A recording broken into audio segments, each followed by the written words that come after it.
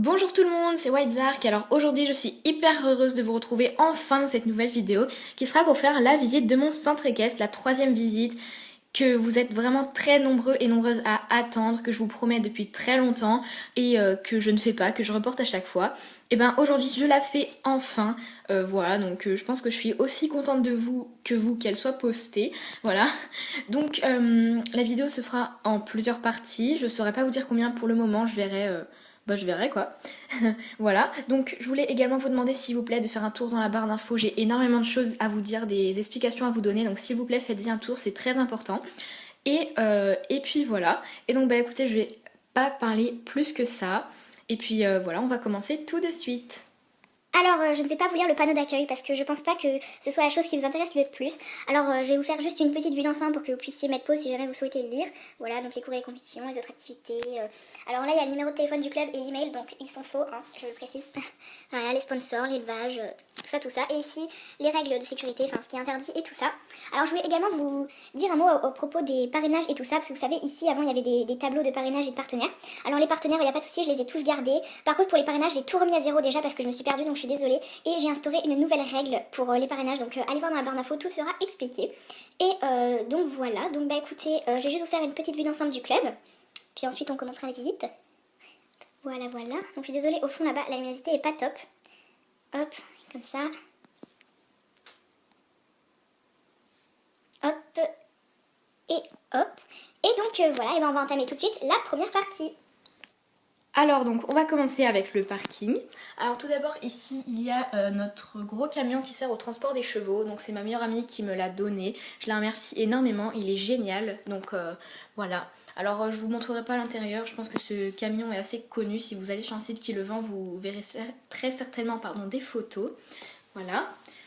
Ensuite à côté il y a le pick-up avec le van donc, qui était déjà là à ma visite précédente. Voilà, il n'y a pas trop de surprises de votre côté je pense.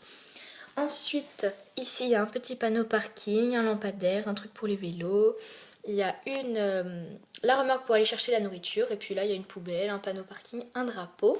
Donc voilà. Et ensuite, on va aller au clubhouse.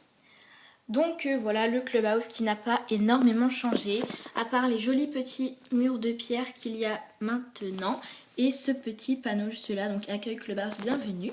Donc devant, il y a Chiara, donc qui est une chienne Saint-Bernard. Et donc voilà, il y a le petit paillasson pour entrer. Là, il y a le bureau avec Elodie, donc qui est monitrice et palefrenière. Non, c'est Marine, pardon. Et je crois qu'elle s'appelle Chloé. Donc voilà, elles sont en train de discuter. Donc voilà, le bureau. Là, il y a un coffre avec des sous, des petits magazines avec des caméras en dessous. Donc là, il y a les horaires d'ouverture du centre équestre. Le petit coin salon avec Erika, juste là, qui est la conductrice de la calèche poney qui est en train de lire un magazine. Là, on a les affaires pour soigner les cavaliers qui se blessent.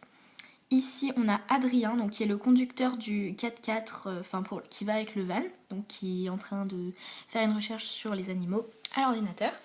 Et ici, il y a une petite table avec Ashley qui discute avec Leila. Voilà, et donc là, il y a un espèce de frigo avec toute la nourriture dedans, avec la vaisselle au-dessus. Et ici, nous avons une poubelle avec un extincteur.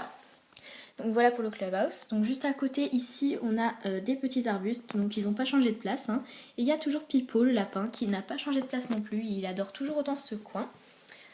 Après on a ici un petit couloir qui emmène aux toilettes qu'on a préféré séparer du clubhouse. Et donc ensuite on va aller à la sellerie.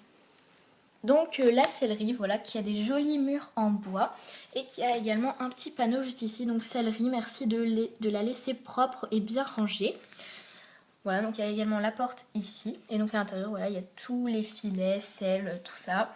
Là-bas, il y a de quoi laver le mort avec un petit mot, merci de laver les morts ici. Voilà, il y a les licoles, les amortisseurs, là il y a des guêtres, des cravaches, toutes les couvertures. Donc oui, je sais, on est en hiver, mais j'ai oublié de mettre les couvertures à bêche chevaux, donc on va faire comme s'ils les avaient. Hein. Voilà, donc voilà, il y a encore des équipements. Et ici, nous avons l'endroit pour laver les selles avec du lustrant et les boîtes de pinçage également. Donc voilà pour la sellerie. Ensuite, on va passer à ce bâtiment-là. Oups là. Alors en dessous, il y a toujours un espèce de coin pour les chiens, pour les animaux, donc qui est couvert. Et donc là, nous avons Dolly Voilà, qui est une brebis avec son agneau juste là, donc qui n'a pas de nom encore.